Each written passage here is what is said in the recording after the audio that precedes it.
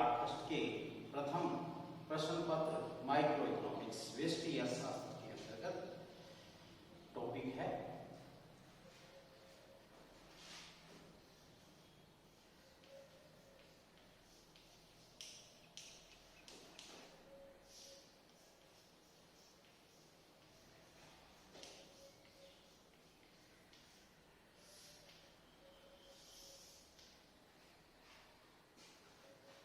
जैसा इसका नाम है उपयोगिता।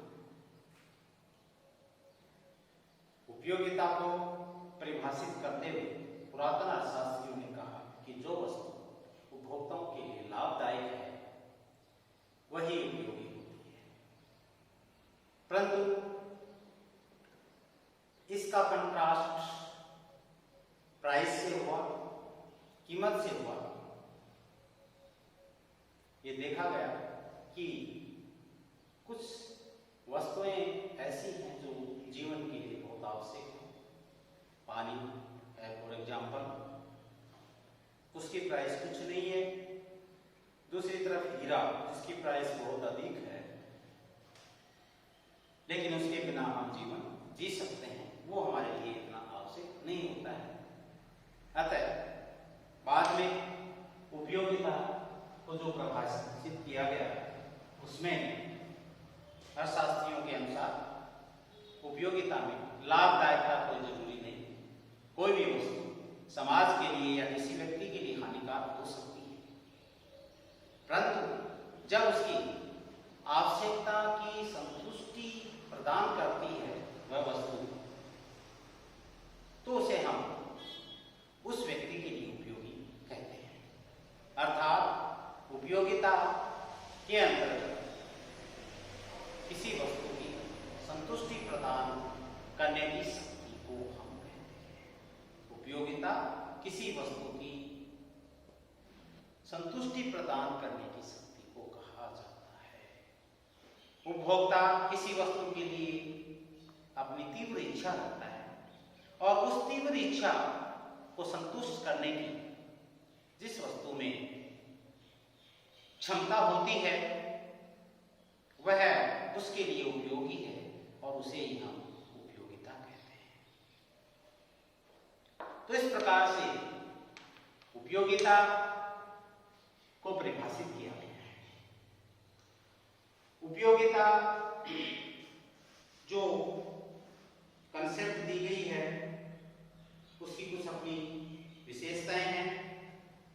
उपयोगिता का संबंध उपभोग वस्तुओं से होता है, अर्थात उपयोगिता का संबंध कंज्यूमर से,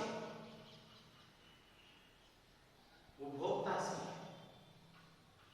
कंज्यूमर को वस्तु का उपभोग चाहिए, वो उपभोग करता है और उससे संतुष्टि प्राप्त करता है और संतुष्टि प्राप्त करने पर उसे उपयोगिता प्राप्त होती है।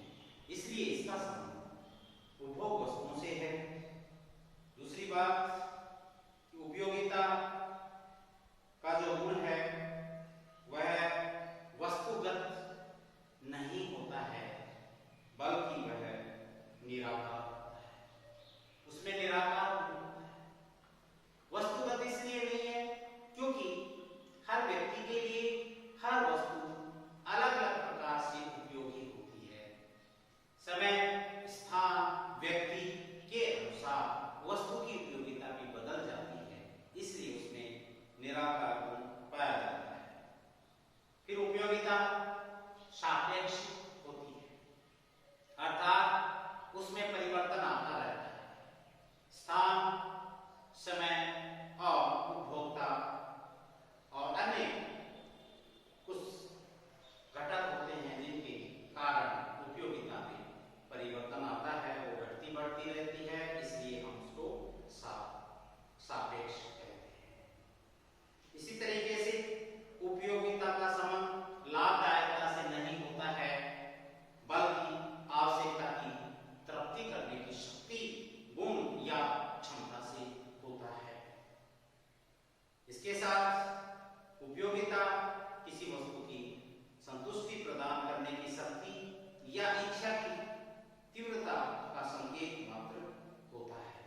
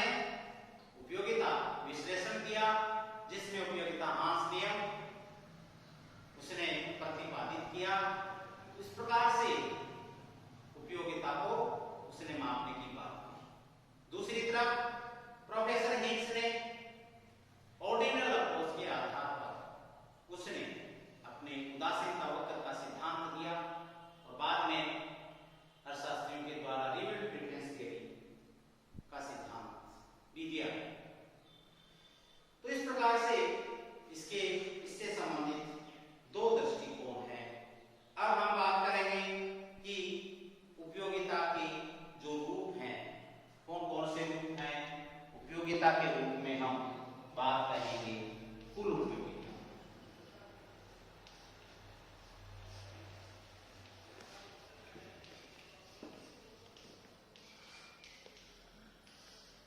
कुल उपयोगिता वह राशि होती है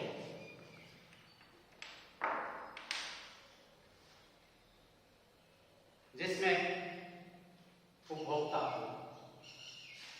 जितनी इकाइयों का उपभोग करता है उससे उसे टोटल या कुल उपयोगिता कितनी प्राप्त होती है। उपभोक्ता जितनी वस्तु का उपभोग करता है, प्रत्येक इकाई से मिलने वाली संतुष्टि या उपयोगिता को जोड़ दिया जाता है और वो एग्रीगेट कुल उपयोगिता आ जाता है।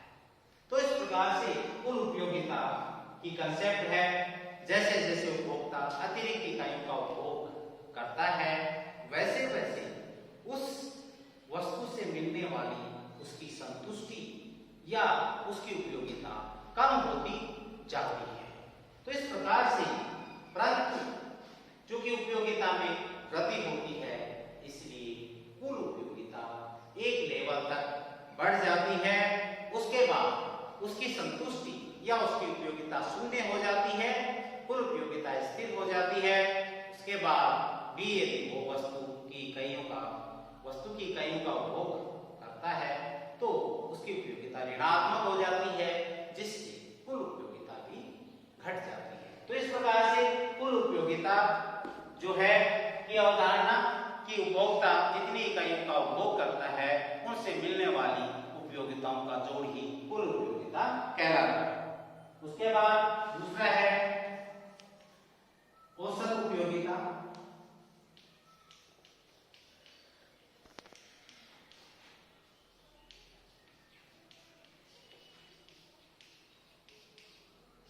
औसत उपयोगिता जैसा एवरेज यूटिलिटी, इसको टोटल यूटिलिटी हम कहते हैं, टोटल यूटिलिटी इसको कहते हैं एवरेज यूटिलिटी। एवरेज यूटिलिटी जब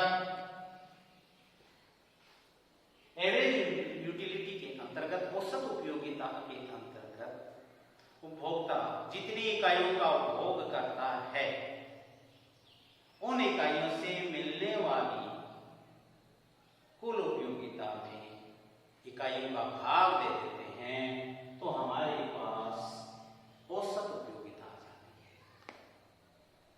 फॉर एग्जाम्पल, उपभोक्ता की एक इकाई से उसको 55 यूटिल्स उपयोगिता प्राप्त होती है, 2 इकाइयों से उसे 100 यूटिल्स उपयोगिता प्राप्त होती है। तो एक इकाई की एवरेज 55 हो गया, दूसरी इकाई का एवरेज 50 हो गया। तो इस प्रकार से औसत उपयोगिता घटती जाती है, लेकिन धीरे धीरे घटती है। तो इस प्रकार से औसत उपयोगिता के अंतर्गत हम कुल उपयोगिता के अंतर्गत इकाइयों का भाग दे देते हैं तो हमारे पास औसत उपयोगिता आ जाती है। तीसरा जो है औसत सीमांत उपयोगिता, जो एक इंपॉर्टेंट कंसेप्ट है सीमांत उपयोगिता इकोनॉमिक्स के अंतर्गत, उसको हम कहते हैं मार्जिनल। अर्थशास्त्र के हर क्षेत्र में सीमांत कंसेप्ट की अपनी इंपॉर्टेंस है। सीमांत उपयोगिता को हम परिभाषित यदि करते हैं तो उपभोक्ता एक अतिरिक्त इकाई के उपभोक्ता द्वारा एक अतिरिक्त इकाई के उपभोग करने से उसे जितनी अतिरिक्त उपयोगिता प्राप्त होती है या संतुष्टि प्राप्त होती है उसे हम सीमांत उपयोगिता कहते हैं। तो इस प्रकार अतिरिक्त इकाई का कितना योगदान है। उपभोक्ता 1 इकाई का उपभोग करता है, फिर 2 इकाई का उपभोग करता है, फिर 3 इकाई का उपभोग करता है, फिर 4 इकाई का उपभोग करता है, और इस प्रकार से उसकी जो उपयोगिता में परिवर्तन आता है। और वह परिवर्तन कितना आता है, इसलिए सीमांत उपयोगिता मार्जिनल यूटिलिटी को हम लिख सकते हैं फार्मूले के द्वारा, total utility of n units minus total utility of n minus 1। अर्थात जितनी इकाइयां हैं n, जितना भी है, फॉर एग्जाम्पल वो 5 इकाइयों का उपभोग कर रहा है तो ये 5 हो गया, और 5 इकाइयों से उसको कुल उपयोगिता प्राप्त हो रही है 125, माइनस 4 इकाइयों से उसको 100 कुल उपयोगिता प्राप्त हो रही है 100। तो इस तरीके से 5वीं इकाई की उपयोगिता जो है वो से 25 प्राप्त हुई, जिसे हम मार्जिनल यूटिलिटी कहते हैं। मार्जिनल यूटिलिटी को हम दूसरे रूप में भी हम लिख सकते हैं, इसका फार्मूला मार्जिनल यूटिलिटी बराबर TU n delta upon delta Q। इकाइयों में कितना परिवर्तन आया और उससे टोटल यूटिलिटी में कितना परिवर्तन आया, उसको हम एक प्रकार से मार्जिनल यूटिलिटी कहते हैं। तो इस प्रकार से कोई भी वस्तु हो सकती है, quantity of x, total utility of x। तो इस प्रकार से मार्जिनल यूटिलिटी के अंतर्गत हम इस फार्मूले के द्वारा भी सीमांत उपयोगिता याद कर सकते हैं। तो इस प्रकार से उपयोगिता विश्लेषण के अंतर्गत हमारी बेसिकली 3 कंसेप्ट्स हैं, जिनके बारे में हम जो है बात की। सीमांत उपयोगिता के 3 रूप हो सकते हैं। ये धनात्मक भी हो सकती है, जब अतिरिक्त इकाइयों का उपभोग करता है तो उसकी यदि संतुष्टि बढ़ती है, उपयोगिता बढ़ती है, तो धनात्मक सीमांत उपयोगिता कहलाती है। और शून्य सीमांत उपयोगिता, यदि अतिरिक्त इकाइयों से उसकी उपयोगिता पर कोई प्रभाव नहीं पड़ता है तो उसे हम शून्य सीमांत उपयोगिता कहते हैं। और थर्ड हमारा है ऋणात्मक सीमांत उपयोगिता, जब वह अतिरिक्त इकाइयों का उपभोग करता है तो उसकी संतुष्टि कम होती है या उसकी उपयोगिता कम होती है, तो हम कहते हैं ऋणात्मक सीमांत उपयोगिता। तो इस प्रकार से हमारे 3 कंसेप्ट्स हैं सीमांत उपयोगिता के संबंध में, और वो जो है हम उसी के रूप में जो है इसका उपयोगिता विश्लेषण के अंतर्गत उसका उपयोग डायग्राम के माध्यम से हम दिखा सकते हैं कि किस प्रकार से इसका क्या संबंध है। सीमांत उपयोगिता, कुल उपयोगिता और औसत उपयोगिता।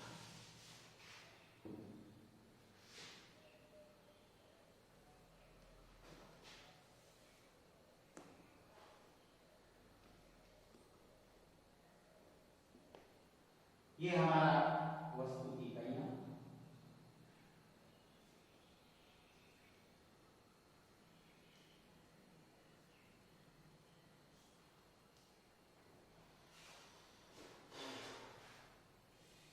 और इधर हम लिखेंगे उपयोगिता।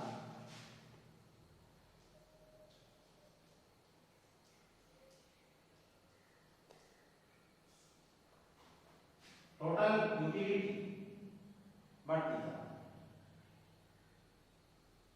बढ़ के स्थिर होती है और फिर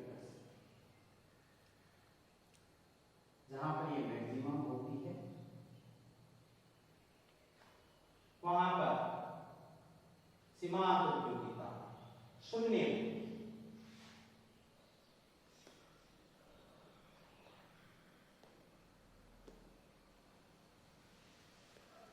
मार्जिन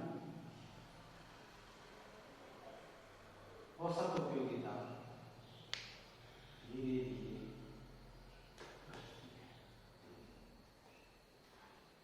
इस प्रकार से ये एक संबंध है इनका कि सीमांत उपयोगिता, औसत उपयोगिता और कुल उपयोगिता का, कुल उपयोगिता एक में बढ़ती है फिर कांस्टेंट हो जाती है, उसके बाद बाद घटने लग जाती है, जबकि सीमांत उपयोगिता घटती जाती है। लेकिन एक बिंदु जो यहाँ पर हम कहें कि ए बिंदु पर ये शून्य है। तो इस प्रकार से यदि हम रिलेशनशिप देखें कुल उपयोगिता और सीमांत उपयोगिता का, तो कुल उपयोगिता जहां अधिकतम होती है वहीं पर सीमांत उपयोगिता शून्य होती है, और जब सीमांत उपयोगिता ऋणात्मक हो जाती है तो कुल उपयोगिता घटने लग जाती है, और इसी प्रकार से औसत उपयोगिता धीरे धीरे घटती जाती है। औसत उपयोगिता और सीमांत उपयोगिता का यदि हम संबंध देखते हैं तो औसत उपयोगिता धीरे धीरे घटती है, और जबकि सीमांत उपयोगिता बहुत तेज गति से घटती है। तो इस प्रकार से ये हम संबंध देखते हैं। सीमांत जो मार्जिनल कंसेप्ट दी है, सीमांत का हर क्षेत्र में महत्व है, उत्पादन में महत्व है, जिसमें हम सीमांत लागत देखते हैं, सीमांत उत्पादन देखते हैं, मार्जिनल कॉस्ट और मार्जिनल फ्रैक्शन। इसी तरीके से हम उपभोग में देखते हैं, जिसमें हम सीमांत उपयोगिता देखते हैं, मार्जिनल यूटिलिटी देखते हैं।